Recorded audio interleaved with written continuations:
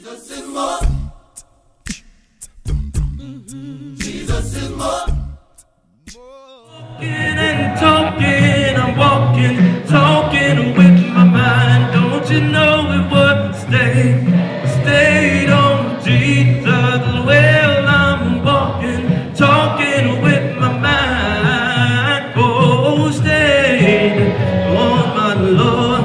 Oh, yes, I'm walking, talking with my mind. Yeah, stayed on Jesus. Hallelujah. Hallelujah. Hallelujah. No, you can't hate your neighbor. No, you can't hate your neighbor with your mind. No, no, no, no, no. Stayed on Jesus.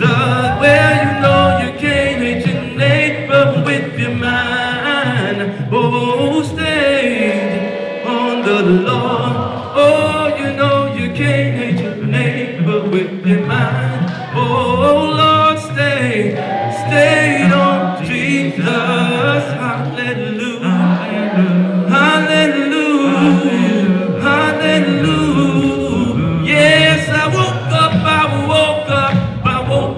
morning with my mind. Thought you know it was stayed on Jesus. Oh Lord, I woke up this morning with my mind. Oh, stay on my Lord. Oh, yes, I woke up this morning with my mind. Oh, stay on Jesus. Hallelujah. Hallelujah. Hallelujah.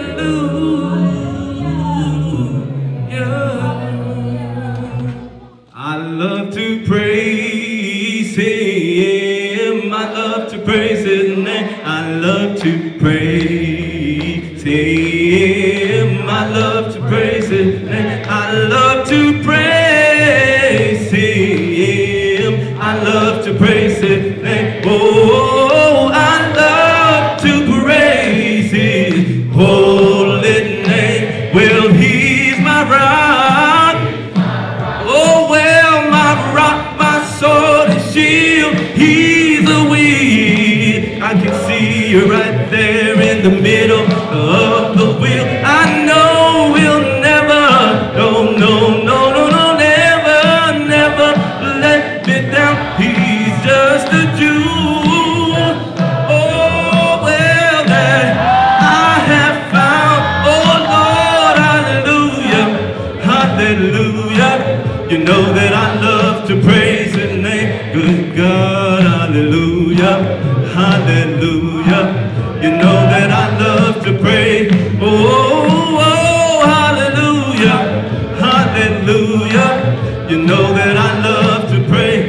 I'm gonna praise Him. I love to praise His holy name. Well, He's my rock. Oh, well, my rock, my sword and shield. He's a wheel. Can't you see Him in the middle of the wheel? I know He'll never, never let me down. He's just a jewel. Oh, Lord, that I have found. Oh, hallelujah. Hallelujah. You know that I love to praise His name. Oh, well, hallelujah. Hallelujah. You know that I love to pray. Oh, come on, praise Him. Hallelujah. Hallelujah. You know that I love to pray. I'm gonna praise Him. I love to praise His holy name. You've been so good. You've been so good. You've been so good. You've been so good. You have been good. You've been so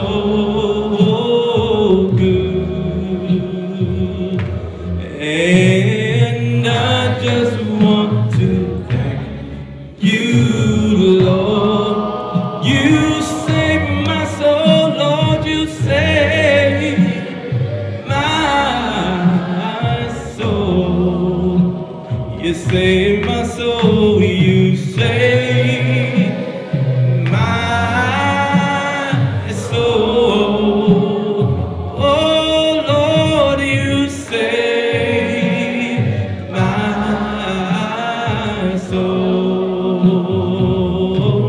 And I just want to thank you, Lord.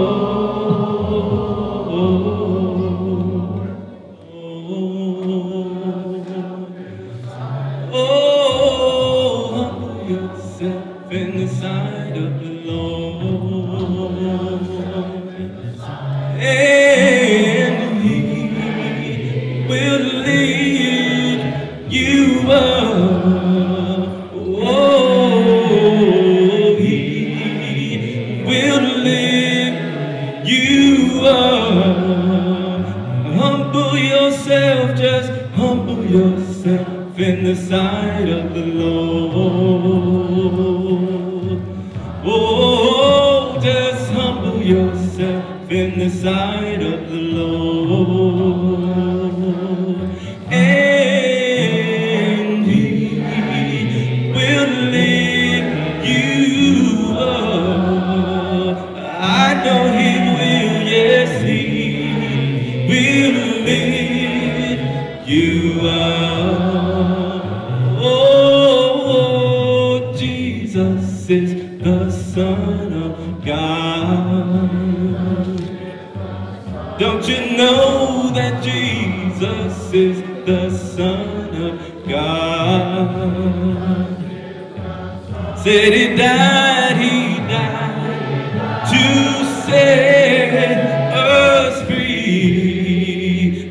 My Savior died, He died to set us free. And oh, amazing grace, how sweet the sound. So amazing, amazing grace, how sweet the sound. Oh, that saved a wretch just like me. Oh, He saved a wretch like me. And I once was lost, but now I'm found. I was lost, I once was lost, but now I'm found. I was blind, but now I see. Couldn't find my way, I was blind, but now I see. Amen and amen. Good morning, everybody. Good morning. It's a blessing to see everyone. Everybody's good? I appreciate everyone showing a spirit of love and a spirit of fellowship and a spirit of support as we did put the call out to please wear some red today. And Dallas West put the call out. We're wearing red to, we're still praying for justice for both of them.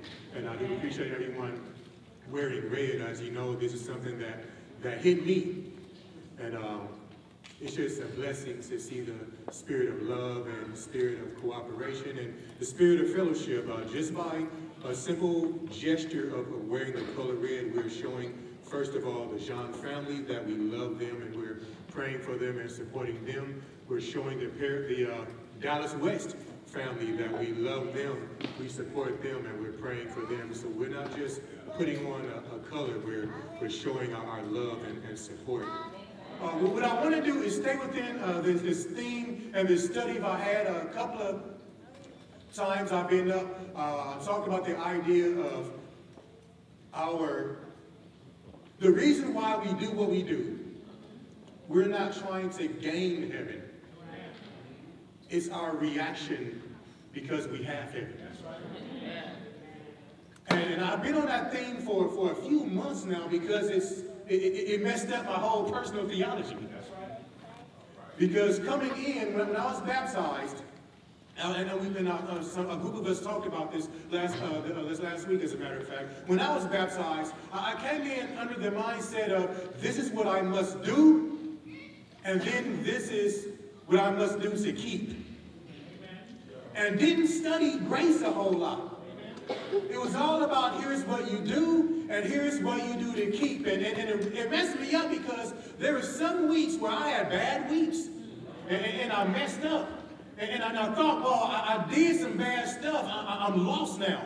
And if I don't hurry up and fill that card out and run down front, I'm not going to be able to say communion right. I'm not going to be able to go to heaven. So I say, hurry up and be real still during the week and be careful during the week. Let me not step off the curb right and let me not go outside because they shooting. I got to make sure I stay alive so I can get to service Sunday and go down front. Hey, brothers and sisters, I'm saying, I put in my sin. I church pray for me. Ooh. Okay, I'm going to heaven again. But I had to learn that that's not love. God has blessed us with grace. Amen. And the reason why we do what we do is not because we're trying to earn salvation. We do what we do because we have salvation, and it's our response to having salvation. We can earn nothing, but we react because God has given us. So this morning, for the next few minutes, and I'm going to try my best to be respectful of our time that we have in here. I'm going to come to you from the idea of the holiness response. The holiness response.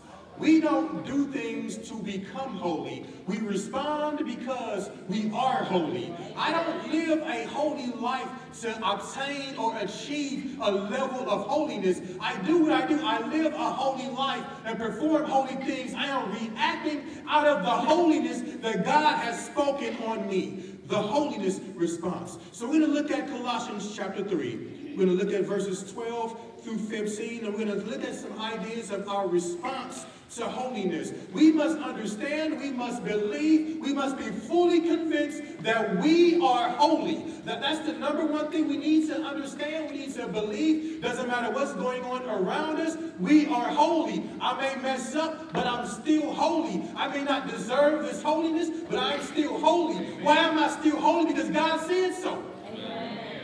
And when we look at it like that, the very God who spoke this world into being, there's power behind the words of God. God said, let there be light, and light became. God said, let there be dirt and earth and water, and all that stuff came about. God said, let the earth and the water separate, and it happened. God said, let trees and grass pop up, and it happened. God said, let animals run around, and it happened. God spoke, and things happened. So if this God who spoke those things, the same God who said, you are holy, amen, guess what?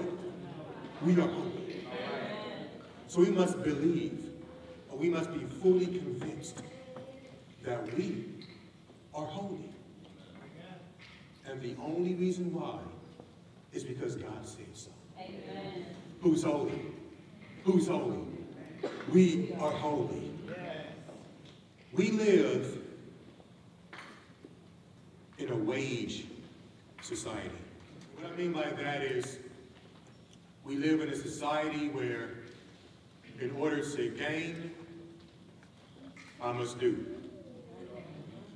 If I perform well enough, I will earn something that's valuable to me. We live in a wage society. If I go to work and endure the stresses at work, I do this because I will earn a paycheck. If I go to school, if I study, if I do the work, I do this because I will earn a passing grade. I work out, I go to practice, I study the playbook because I will earn a spot on the team and earn playing time. And even some of us, we shower, we groom, we dress nice, we make sure we smell good, we brush the teeth, we talk a good talk because we see the possibility of earning a date with that beautiful person that has us by our nostrils. If even in our own homes, we do our chores, we stay out of trouble, we do what parents ask us to do because we're going to earn something we're begging for. We live in a earned or a gain or a wage society. But the problem is that this mindset has crept into our relationship with God. When things go wrong, the first thing we normally ask ourselves is, what did I do wrong? Or we ask ourselves, what is it that I did not do? And we do this on a secular way. If I don't get a raise, I ask myself, well, what did I do not to perform? How did I mess up at work? If I fail a test, I say, whoa, I didn't study, I didn't do the homework, I didn't finish the project. If I don't make the team, I didn't practice hard enough, I didn't learn the playbook, I'm not strong enough, I wasn't fast enough. There's always something about us what we did do or we didn't do. But then when it comes to living a blessed life, and what we perceive as blessings, if I'm going through a rough time, I must have did something wrong this week. And all of us, well, I'm guilty of that. Because we have the mindset is, okay, if I go to church, I earn that blessing. If I help somebody, I'll earn help myself. You know, if I do 5 things, I will earn salvation. If I refrain from doing certain things, I will earn heaven. But here's the problem. If I don't consider myself blessed, this is when I try to figure out what I didn't do. Start asking myself, well, did I go to church enough? Did I sing loud enough? Did I pray loud enough? Did I fall asleep during the sermon? We ask ourselves, well, did I eat it and drink it unworthily, bringing damnation to myself? It always comes to us. What did I do? What didn't I do? We can earn nothing. God gives us. God declares us. God freely gives. And everything that we do is under the idea of the holiness response. Colossians chapter 3, verse 12 through 15. Let's read that. Let's read that. Start at verse 12, please. Colossians chapter 3, verses 12 through 15. We're going to look at these verses. We're going to jump up and go from summarize 1 through 11 to see the idea of where Paul is coming from. Look at 12 through 13, and then we're going to get ready to go eat and go to Tuscany. Like that shameless plug right there? You like that? You like that? Let's start at verse 12 of Colossians chapter 3. Therefore, as God's chosen people, holy and dearly loved, clothe yourselves with compassion, kindness, humility, gentleness, and patience. Bear with each other, and forgive whatever grievance you may have against one another. Forgive as the Lord forgave you. And over all these virtues put on love, which binds them all together in perfect unity. Let the peace of Christ rule in your hearts, since as members of one body you were called to peace, and be thankful. And be thankful. Amen. The holiness response. We're going to look at 3 ideas, 3.5 ideas. We're going to look at the idea of, number 1, we are chosen, we are clothed, and as a result, we charge off. We are chosen, we are clothed, and as a result, we charge off. And when we see those things and live those things and apply those things, then we would dwell in the blessing of charity. So first of all, we are chosen. Chapter 3. Paul starts off, he's giving them the idea of we are holy. He's giving them the idea that we are here because it's all because of God. We are not here because of ourselves. We are not here because we did anything. We are here because Christ did all the work. Let's go back up to chapter 3. Look at verse number 1. Let's, Anthony, verse number 1. Verse number 1. Since then, you have been raised with Christ. You have been raised with Christ. Right there, right there, right there. It's like pause, right there. You have been raised with Christ. Look at the idea right there. I didn't raise myself. I didn't do this. As you have been raised. Christ did the work. You have been raised. Now, here's the question. Since I understand I have been raised, what is the response of being raised? What is the response, Anthony?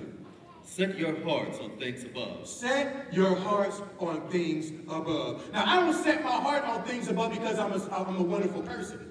I don't set my heart on things above because I've surpassed this sinful lifestyle. I set my heart on things above because Christ raised me. I did nothing. So my response of being raised is I set my Set my heart on things above, And then what do I do? where Christ is seated at the right hand of God. Right. Set your minds on things above. Set my mind on things above. Why do I set my mind on things above? Because Christ raised me. That's the response of what Christ did for me. I can't take credit for it. Why do you do what you do? Well, Christ raised me. And since he raised me, that's my response. We set our hearts or seek things above because we've been risen. We set our minds or our affections on things above because we are risen. If we drop down to verse number 5, verse number 5 tells us to do what? Put to death, therefore, Put to death. whatever belongs to your earthly nature. Put to death, therefore, for this reason, put to death what belongs to the sinful earthly nature. Why am I putting these things to death? Because I've been raised. And because I've been raised, and now I'm dead to these things, that's why I put to death. So we need to get out of the mindset where, you know, I'm just trying to do the best that I can. So because I'm trying to do the best that I can, and because I want to make sure I get to heaven and call heaven my home, you know, I'm sending up my timbers, sending up my timbers. It has nothing to do with us. It is our reaction to Christ raising us. It's our response of holiness. Drop down to verse number 9, please. Do not lie to each other. Don't lie to each other. Now verse 5 has got a whole bunch in there, but I don't have time to go through all of that. But verse 9 says, now don't lie to each other. Since you have taken off your old self with its practices. My old self is gone. Now here's the question. Why have I taken off my old self? Because I've been risen. Everything points back to the fact that Christ did all the work. And all I'm doing is responding. That's our holiness response. I set my hearts on things above. I set my mind on earth, on heavenly things. I put to death my earthly nature. I'm not lying to y'all no more. It's not because I'm trying to get to heaven. I'm doing that because it's not even all the way because the old self is gone. Yes, the old self is gone. Why is the old self gone? Because I've been risen. Christ rose me. Christ lifted me up. Christ did the work. So then in verse 12 he says, therefore, as God's chosen people. That's right. How is it that I'm chosen? He raised me. How is it that I'm chosen? Since he raised me, I responded. So therefore, because of this reason, as God's chosen people, God picked us out and selected us. God's chosen people. In the King James, it says his elect. How does the King James read? As the elect of God. As the elect of God, chosen, and I place myself in that situation. Therefore, as God's chosen people, he lifted me up, and then he chose me. Amen. He chose me. Amen. When I saw that, I started feeling special because God chose me. Amen. Of all the choices in this world, God chose us. I remember in elementary school not getting chosen for kickball. Broke my heart. But then I remember a couple of years later, because I had skinny legs and I didn't get kickable, it came that day where I played kickball and I got chosen. I was like, Lord Ramesses, let's go. And it felt good to be chosen. Now, if I understand the good feeling being chosen on an earthly level, just think about the God in heaven, the God who spoke this world into being, the God who said, let there be, the God who put on flesh and walked this earth. That God chose us, selected us to be his people. But not only that, Paul says, chosen people, holy, and dearly loved. Holy, and dearly loved. Holy and dearly loved. We are chosen and we are holy. But it all comes in that mindset or that thought that I did nothing to achieve this. I'm holy because God chose me. I'm holy because I'm his people. And I've said this before, the idea of holiness, the idea of set apart for special use. And we all understand holiness. We all have, I don't know now, but when I go to my great-grandmama's house in Lake Charles, she had that china cabinet, and she had those plates that we couldn't touch, only for Christmas and Thanksgiving. She had that silver that we couldn't touch. Those are just Christmas. That stuff was holy because it was set apart for special use. Now, if I place myself in that position, God chose me. God lifted me up. God pulled me out for special use. And you know what? For me, that made it so much easier to stop doing the stuff I enjoy doing that made my flesh feel good. Because I look at that as, okay, this is off season. This is non-Christmas and Thanksgiving season. So why am I using I'm fine china, I'm polished up silver, I'm gold, I'm that special dress, I'm that nice shirt, I'm that special cologne. I don't use this stuff all the time. Special use, I'm holy. And God is saying, why are you out there doing crazy stuff? I chose you to be holy. Why are you out there fulfilling fleshly stuff? I chose you to be holy. You're special, you're holy. Because God chose us. And so my response is, no, I'm not going to cuss you out, not because I'm good, but because God said I'm holy. No, I'm not going to spit on your face and talk about your mama and beat you down and belittle you. Not because I'm such a magnificent person who's walked out of the dark world. All of this is done simply because God said, Lee, you're holy.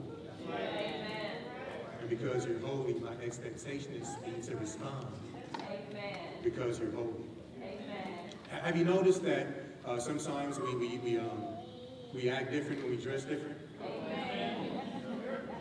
Especially little kids. It's funny, watching little kids, if they wear play clothes all week, you know, they act a certain way, but then when they put on that nice suit or that pretty dress, with the ruffled socks and those patent leather shoes, and then, you notice how sometimes they walk different, and they don't let you touch them, and they're going to sit different, because something has been put on them to where they notice, you know what, I'm different. God did the same thing for us. But he declared us holy. He dressed us up in him. And so we react differently. God has chosen us, declared us holy, and we're holy and dearly loved. We're holy and we're dearly loved.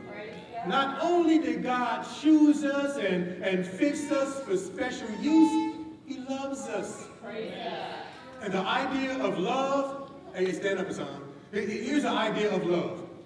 Love is that kind of love, like, bring it in.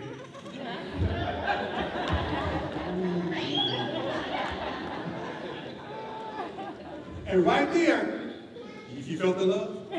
You felt the love. And that's the idea of a welcoming love. A welcoming love, like, come on, bring it in. And sometimes I daydream when I'm studying, my mind wanders, and I wonder, you know, how does this look? And I imagine my God spoke everything into being. And this world is massive. This universe is massive. Spoke all of this into being. And then when he finished, he looked and said, Lee, come on. Bring it in. Bring it in. The God who holds the world in his hands spread his arms out. He said, come on. Bring it in. Bring it in. Now I love hugging my brother because my son can hug. And I feel love when I hug y'all. Actually, all y'all get some good hugs. That's why I'm always grabbing on y'all, because y'all just. So if I feel the love from people, just think about the Lord, who spoke everything into being, and then God is saying, come on, bring it in, bring it in, bring it in. We are holy, and we are dearly, dearly loved. So the first idea is we are chosen. As a result of us being chosen, our response, not what we gain, not what we do to earn, our response is we are clothed. Paul says, therefore as God's chosen people, holy and dearly loved, he tells them to clothe yourselves. Clothe yourselves. Look at the progression of what's going on. God said, I've raised you. I've chosen you. I love you. So get dressed. Our response is we clothe ourselves. And this clothing of ourselves is an idea, and I love this idea. It's an idea of not just putting clothes on, not just covering ourselves, but it's sinking into it. It's like those cold days when it's cold outside and when we come in, and even though the heater is on, we're still cold. So we grab that big blanket and we sink into it. We cover ourselves and we wrap up and we even put it over our head. And you don't even see that we're there. All you see is a blanket. We clothe ourselves. We cover ourselves. And we're saying, since I've been chosen, since I've been declared holy, since God loves me, clothe yourselves with compassion, kindness, humility, gentleness, and patience. I don't do these things. I cover myself with these things. I don't cover myself with these things because I'm good. I cover these things with myself. I cover myself with these things because God chose me. God loves me. God declared me holy. And so my response is, let me get in this. It has nothing to do with me.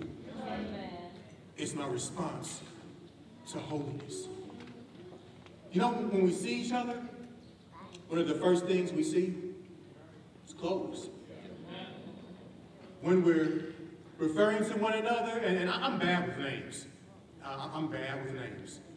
So when I try to refer to somebody, I'll try to think of the name, and if I don't get the name, then that's it. Well, we look for the brother wearing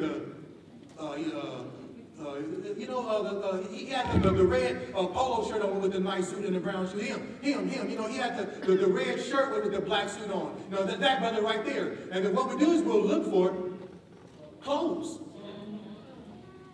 Growing up, one of my best friends growing up, we'll go to the National Youth Conference and we'll see people, and he was a shoes person. And so I would say, hey man, I met this pretty girl from Texas. Well, what's her name? Now I would say, no, she's here, she's from Dallas, all of that. And he would say, well, what kind of shoes she had on? And he would find her just on shoes, looking for something that covered. And if I said, well, do you know my nephew Devin, where's Devin? I don't know him. Well, you know, that's a brother, you know, he has the gray slacks on, the gray vest, that's black, my bad. Black vest, the gray shirt, and he has the cow socks on, And so what you would do is you'll walk around looking for black pants, black vest, gray shirt, and cow print socks. You won't look for the person underneath it. You look for that which covers the person to identify the person. And so in our holiness, the world ought to look for kindness, for compassion, for forgiveness, They're looking for those that cover us. They're looking for the coverings of the person. When the world looks at us, I'm not going to look for Brother Felder. I'm looking for kindness. I'm looking for love. I'm looking for compassion. I'm looking for forgiveness. And when I see these things, then I'll know I found him. Because he's wearing the clothes. His response to holiness is being covered by holy qualities. We clothe ourselves. We clothe ourselves with compassion. We clothe ourselves with mercy deep from within. It's not shallow, but deep. And I see that this morning in our wearing of red. We're wearing red because we have compassion and love for the John family. We clothe ourselves with kindness, that's moral goodness, that's gentleness, a sense of integrity. There should be no such thing as a mean, evil Christian. That should be an oxymoron. We see a mean, evil Christian, we ought to have that confused puppy look.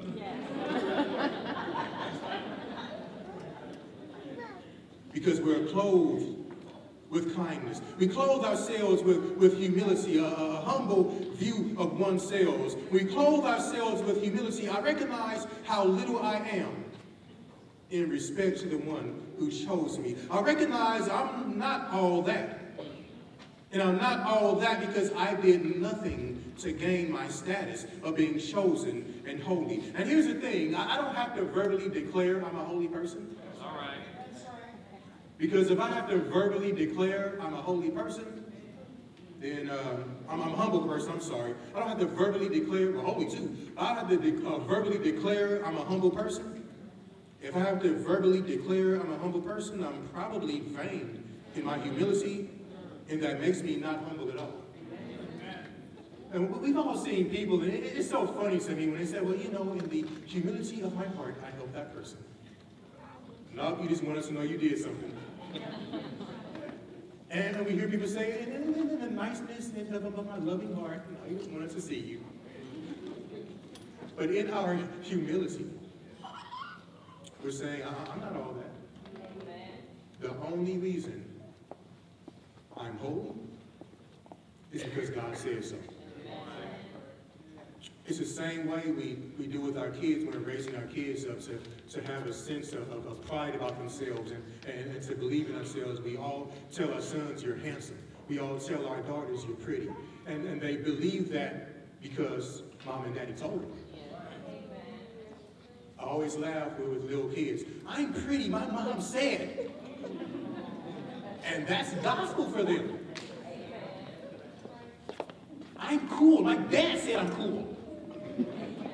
And they believe that because daddy said it. But why is it we have a hard time believing I'm holy and believe it because daddy said it? It don't matter that you know my dirt from the other side of the cross. It doesn't matter you know my struggles. It doesn't matter you know that I struggle every day. It doesn't matter that you know I fall every day. It doesn't matter that every single day I'm asking for forgiveness. I'm holy because my daddy said I'm holy. You don't deserve to be preaching the word. I don't. But my daddy said I'm holy. And so I preach the word. You don't deserve to be teaching those kids because of the stuff you've done, you're struggling. You're right, I don't. But my daddy said I'm holy. And because my daddy said I'm holy, guess what? I'm going to teach. I'm going to preach. I'm going to live. I'm going to love. I'm going to forgive. All because my daddy said I'm holy. When my daddy said it, it's gospel. Got a problem? Talk to my daddy.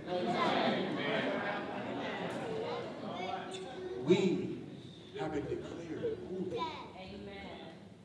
So because of this, we walk in it.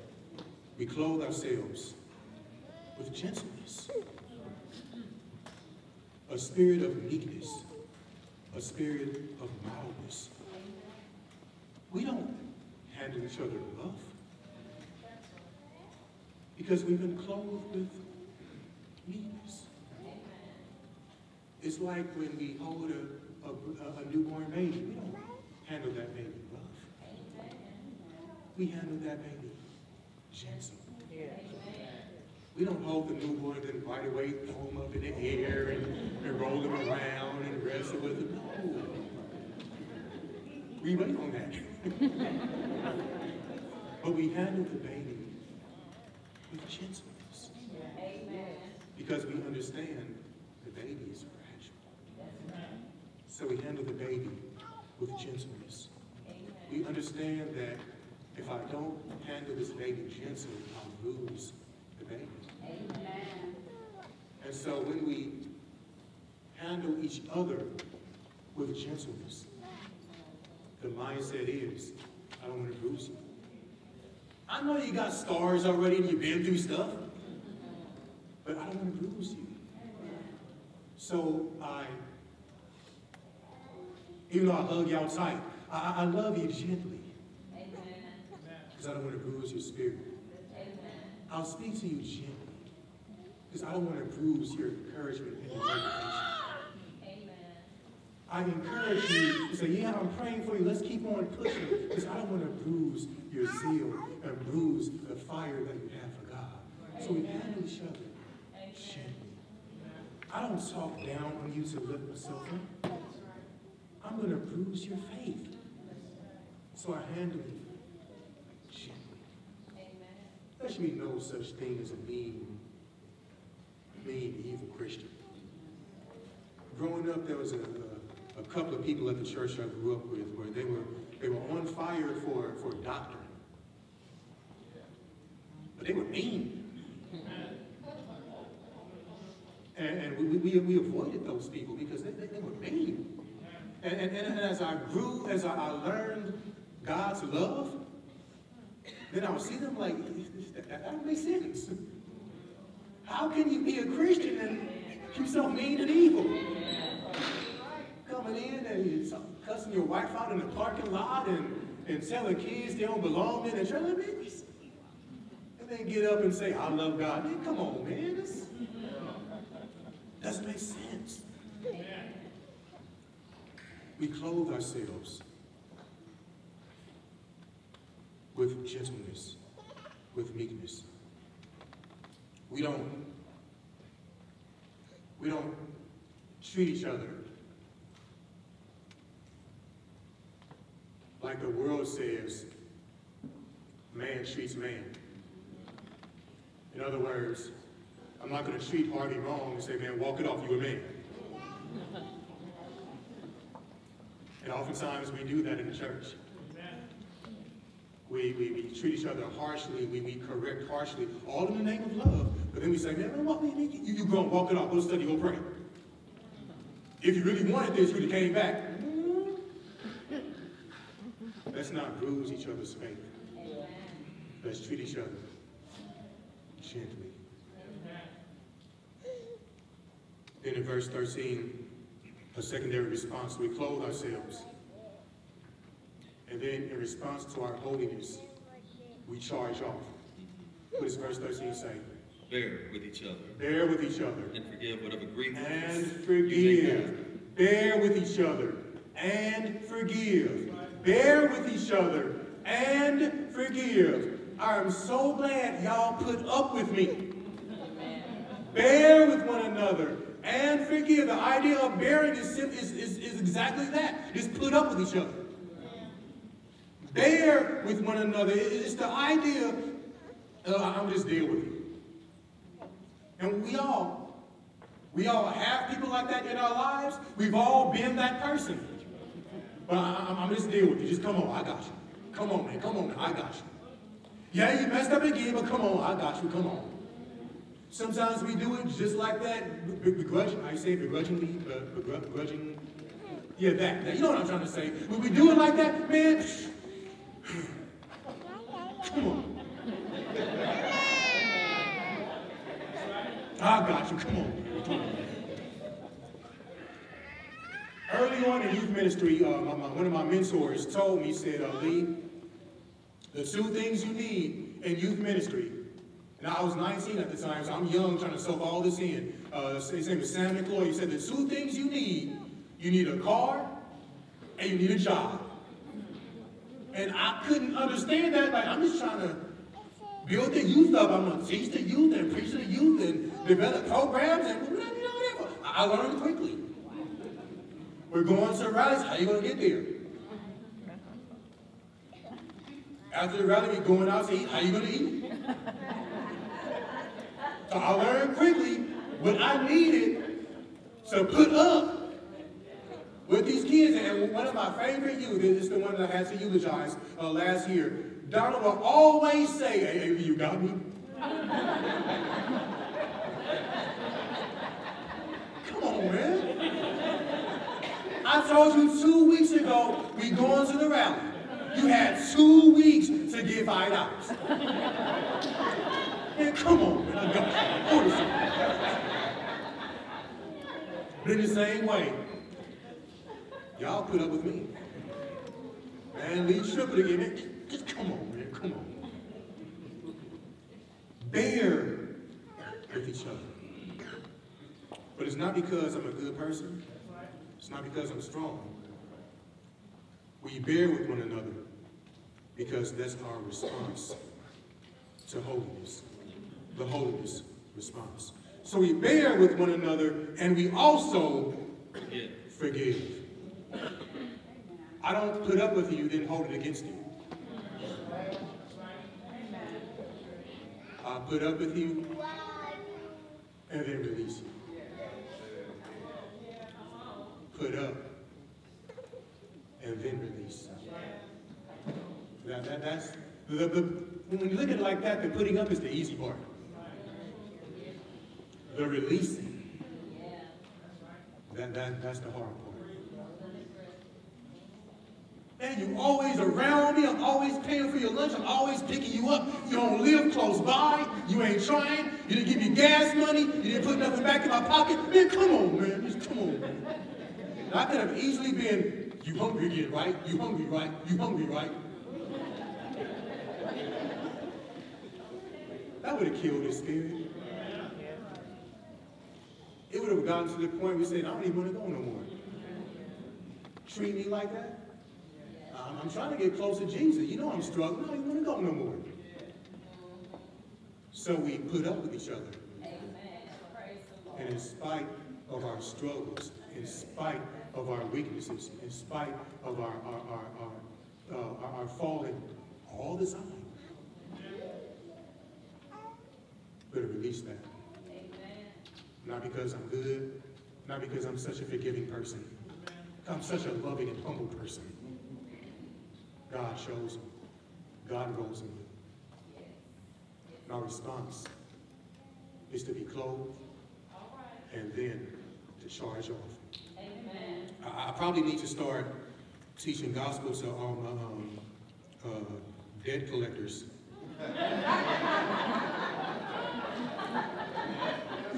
So maybe, just maybe, they'll obey the gospel, just maybe. They'll just forgive me of all this medical and student loan debt, just maybe. Just a thought. Y'all pray for me. Y'all pray for me.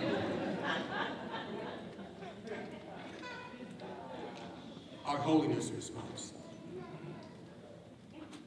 When I forgive, I charge off. I write off. I write off the debt. I restore to a level of relationship and fellowship like nothing happened. When I say you good, what do you mean? You good. Because that's one of the phrases that has so many meanings. You good. I mean, get off my face. No, I mean, you good, you good, you good, you good. It's like, whatever, just leave me alone. But if, and you're good. You're good. So when we say you're good, how much it really mean? Yeah, you're good. Amen. Because I've charged off this debt. And he says, forgive as the Lord forgave you. Every single moment, Christ is in heaven saying, you're good. Amen. As we clothe ourselves, then we charge off to debt of others. And then finally, verse 14, we see the idea of love, or King James style charity. You know, I'm preaching, I have all C's. And over all these verses, put on love, which binds us all together, bind them all together in unity. Bind is like a bundle. It's like we do some yard work and we have trim a tree, we have those little skinny little twigs, break one, that's easy. You pick all of them up and bind them together, we can't break it. But we're bound together in love. I understand that when I'm by myself, I can be broken. But if I'm bound together with those who have responded to holiness, I can't be broken. That's why fellowship is so important. That's why loving each other is so important. That's why putting up with each other is so important. That's why forgiving each other is so important. We have to stay bound together because we don't want anyone broken. Why do we stay together? Well, you know, Christ chose me. Christ declared me holy. And Christ chose y'all. Christ declared y'all holy. So by myself holy, I'm struggling. But if I'm holy with y'all, I'm a bad man then. Because when I'm attacked and I'm trying, when great attempts are made, I can't be broken. So I'm bound with y'all. I'm bound with your holiness. God called us and declared us holy. And it's not just right here that the declaration of holiness. God declares us holy all throughout Scripture. 1 Peter chapter 1, verse 15, the Bible says, but just as he who called you is holy, so be holy in all you do. Our response to the calling is to walk in holiness. 1 Thessalonians 4:7, for God did not call us to be impure, but to live a holy life. Our calling of holiness. Hebrews 10:14, for by one sacrifice he made perfect and forever those who are being made holy. Ephesians 1:4, he chose us in him before the creation of the world to be holy and blameless in his sight. Hebrews 3:1, we are called holy brothers and sisters. We are called holy. Hebrews 10:10, we have been made holy through the sacrifice of the body of Jesus Christ once and for all. 1 Peter 2:5, we are built into a spiritual house to be a holy priesthood. 1 Peter 2:9, we are chosen people, a royal priesthood, a holy nation, God's special possession. All declarations of holiness. We don't earn, we don't work, we don't get, we respond because we are holy. Pearland West, you are holy. You are holy. You are holy. And finally, verse 15. Let the peace of Christ rule in your hearts, since as members of one body, you were called to peace, and be thankful. Amen. You are called to one body. In that one body, there is peace. Amen. So be thankful. God loved us so much. He gave us the one and ultimate sacrifice. God saw that we were in peril. God saw that we needed redemption. God saw that we needed salvation. God saw that we needed the perfect sacrifice. He saw that the annual sacrifice to roll over sin wasn't working. He saw that that wasn't enough for us to have the true declaration of holiness. He did that to show what was to come. And then one day, God says, you know what, it's time. God sent his son. God put on flesh. God put on a body. God walked this earth in a body. God did no sin in his body. God did no sin for us to take away our sin, so that we could be declared righteous.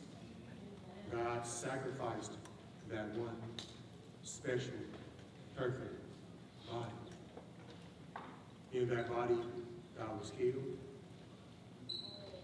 That body was then buried. But through that body, God defeated death. Through that body, God defeated sin. That body that was killed, that body rose again. That body walked out that grave. That body said, all power has been given unto me. What is our response? What is our response? In Romans chapter 6, we see our response to a declaration of holiness. is to obey the gospel of Jesus Christ. Just like Christ died, we must die to sin. Just like Christ was buried, we must be buried in baptism. Just like Christ was raised from the dead through baptism, we're raised from the dead and we're given the gift of the Holy Spirit. And when we're given that gift of the Holy Spirit, the declaration of holiness has been completed. We are holy. But what if you're like me and say, man, I just haven't been walking in my holiness? That's why we're here. We love. We're clothed with kindness and compassion and mercy. Come on. We have that love that says, come on, bring it in. We're going to love each other through it. We're going to love each other on the path back to where I can be in a position where I can fully understand, yes, yes, I'm home. And literally, God is in heaven right now, arms open, waiting. Hey, come on, just bring it in. Just bring it in. Just bring it in. Our response to holiness, the holiness response. Pearland West, we're holy. Not because we're such good people, we're fantastic people. I love Pearland West, fantastic people. But that's not why we're holy. We love God, we sacrifice. We've done incredible things in our short time as a congregation. That's not why we're holy.